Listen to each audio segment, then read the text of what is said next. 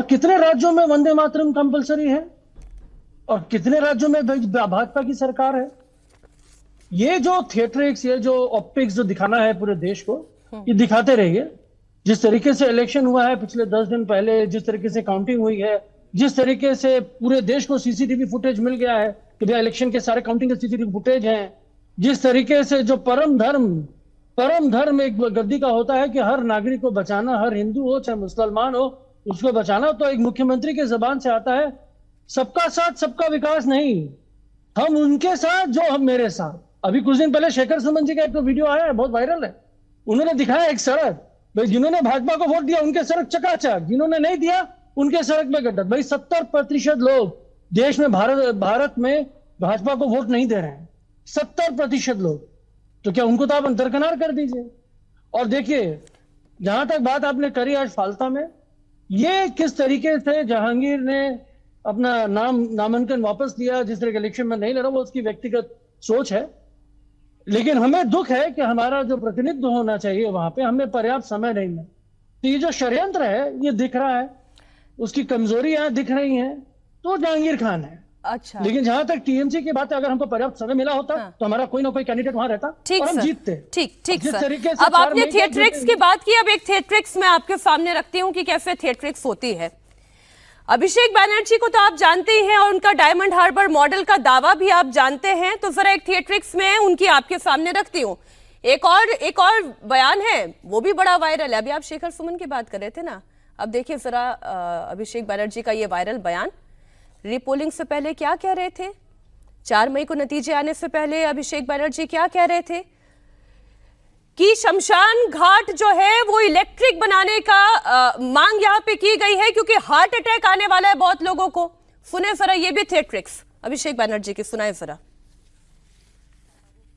যারা আমাদের ব্যঙ্গ বিদ্রুপ করেছে না, এই ডায়মন্ড হারবারে বিজেপির প্রার্থী আর এখানকার বিজেপির প্রার্থী ঘাড় ধরে নিয়ে গিয়ে ডায়মন্ড হারবারে মাছের বাজারে বসিয়ে মাছ কাটাবো, মাছ বিক্রি করাবো। এখানে জাহাঙ্গীর আমাকে আস্তে আস্তে বলেছে, দাদা সব দিয়েছো, একটা বৈদ্যুতিক চুল্লি করে দিতে হবে। আমি ভাবলাম 4 তারিখ ফল বেরোনোর পর কিছু লোক তো হার্ট অ্যাটাক করবে, তাদের সৎকারটাও ভালো করে করা আমাদের উচিত। করে দেবো, আমি কথা দিয়ে যাচ্ছি, লড়াই করে যত দ্রুত সম্ভব বৈদ্যুতিক চুল্লি হবে এখানে। मानव जी, सरेंडर क्यों कर दिया? फिर मेरा सवाल आपसे ये है, किसने सरेंडर किया है? कहां है आपका उम्मीदवार? जहांगीर खान कहां है? हार्ट अटैक का दावा कर रहे थे ना टीएमसी सर। मैडम 150 के ऊपर कार्यकर्ताओं को आपने अरेस्ट करा, महिलाओं को आपने उनके साथ बदसलूकी करी, वहां के लोगों ने घर घर जाके महिलाओं को धमकाया, लेकिन आपको दिखेगा नहीं। कर ये अभी आज जो एनआरसी है या जितने भी लोग हैं, जितने भी एनसीआरबी डेटा है, वो बंगाल में नहीं है। महिला सुरक्षा जो जिसके लिए बातें करते हो बंगाल में नहीं है। अच्छा, आप ये कह रहे हैं कि आपके कार्यकर्ताओं को, ठीक है सर, आपकी बात आ गई। अवराज जैन जी, ठीक है, अवराज जैन जी, मानव जायसवाल जी का कहना यह है कि आपने टीएमसी के कार्यकर्ताओं को गिरफ्तार करवा लिया, आपने टीएमसी के दफ्तरों पर बुलडोजर चलवा दिया और फाल्ता का चुनाव आपने पहले से ही वन साइडेड करवा दिया, इसलिए जहांगीर खान चुनाव नहीं लड़ रहे हैं। मीनाक्षी जी, देखिए फाल्ता में रिपोल, अच्छा ठीक है वो बोल दिया, अभी सुनिए मेरी बात। फाल्ता में रिपोल हो क्यों रहा है? क्योंकि पहली बार जो पोलिंग हो रहा था तब ईवीएम में इन लोगों ने टेप लगा दिया, भाजपा के जो उम्मीदवार थे उनके बाजू वाले स्विच पे आतुर लगा दिया, ताकि कोई अगर भाजपा को वोट कर रहा है तो वो ये आइडेंटिफाई कर ले और उसको धमकाए मारे। इस कारण वो आप में रिपोल हो रहा है, ये नहीं बताएंगे। एक्चुअली यहाँ पे मांजरा किया हुआ है, डायमंड हार्बर मॉडल पूरा फेल कर चुका है। जब से सरकार बदली है, टीएमसी के जो गुंडे थे, जो एंटी सोशल थे, जो मवाली थे, उनके ऊपर कार्रवाई हो रहा है, वो अरेस्ट हो रहे हैं। हाँ, वो अरेस्ट होंगे क्योंकि इतने दिनों तक उन्होंने तोलाबाजी किया था, उन्होंने कटमनी लिया था, लोगों को डरा था, धमकाया था, उनके ऊपर केस रजिस्टर किए गए थे पहले, उन केसेस पे कार्रवाई हो रहा है। जब तक टीएमसी सरकार में थी उस केसेस पे कोई कार्रवाई नहीं हो रही, अब कार्रवाई हो रहा है, इसलिए उनके काउंसिलर भी अरेस्ट हो रहे हैं। अभी उनका तो प्रॉब्लम आएगा, जरूर प्रॉब्लम आएगा।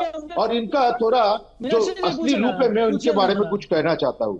अगस्त 2025 का पीआईबी का डॉक्यूमेंट लेके मैं बैठा हूं, पीआईबी ने प्रेस रिलीज करके बोला था बॉर्डर फेंसिंग के लिए जो जगह देना था उसका जो पैसा था वो भी टीएमसी सरकार केंद्र से लेके बैठी थी। फिर भी ममता बनर्जी बोल रही थी कि हम बॉर्डर फेंसिंग के लिए जगह नहीं देंगे, नहीं देंगे, नहीं देंगे। क्यों नहीं देंगे?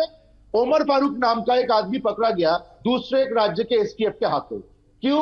क्योंकि वो एक जंगी है, वो एक टेररिस्ट है। और उसके बाद हमें पता चलता है कि इसी उमर फारूक के मां बोल रहे हैं अरे मेरा बेटा तो टीएमसी करता है। मतलब जो टीएमसी करता है वही टेररिस्ट का काम भी करता है। ये है टीएमसी का असली चित्र, असली मॉडल। और उसके बाद आप देख लीजिए 10,000 खारिजी मदरसा, जिन खारिजी मदरसों के बारे में हमारे देश के एनआईए ने बताया है कि वहां पे टेररिस्ट पैदा किए जाते हैं, टेररिस्ट बनाए जाते हैं, वैसे 10,000 खारिजी मदरसा को टीएमसी के सरकार ने स्कॉलरशिप दिया था, टैब दिया था, साइकिल दिया था, अनुमोदन दिया था। क्यों दिया था? ये प्रश्न तो आएगा, ये प्रश्न तो आएगा। खारिजी मदरसा को तो अनुमोदन देने का कोई प्रश्न नहीं था। ठीक सर, आपकी भी बात आ गई। मेरा सवाल घोष था आपसे ये है कि ये जो सरेंडर हो गया या सरेंडर करवा दिया, जैसे मानव जायसवाल कह रहे हैं कि बीजेपी एक आंख से हिंदुओं को देख रही है, एक आंख से मुसलमानों को देख रही है, जो वो समझाने की कोशिश कर रहे हैं और फिर एनसीआरबी का डेटा वो लेकर आ रहे हैं। बंगाल में इस वक्त हो क्या रहा है? ये परिवर्तन आ रहा है, ये बदलाव हो रहा है या ये बदलाव हो रहा है? देखिए मीनाक्षी जी, पहले ही तो मैं मानव भाई के आदर करते हुए एक बात बोलूंगा। उन्होंने बंकिम चंद्र चट्टोपाध्याय को जब बंकिम दा बोला गया उसके जिक्र कर रहे थे, लेकिन मानव दा क्या ये भूल गए थे कि उनके जो लीडर है ममता बनर्जी, उन्होंने बोला था काजी नजरुल इस्लाम ने महाभारत लिखे है। उन्होंने भूल गया है उनके नेता अभिषेक बनर्जी बोला था मातंगिनी हाजरा ने वर्ण परिचय, जहां से हम अ क ख लिखते हैं सीखते हैं, वो लिखा था। उन्होंने शायद भूल गया है ममता बनर्जी के बयान था राकेश रोशन जी चांद पे गए थे। तो ये सारे बंकिम दा वाले बयान जो है ना, इन लोगों के मुंह में शोभा नहीं देता है। ये लोग अभी विरोधी आसन में बैठा है, लेकिन सत्ता का इनका जो गर्व था, अहंकार था, वो अभी तक ये लोग भूला नहीं, इसलिए उल्टा सीधा बात करके गुमराह कर रहे।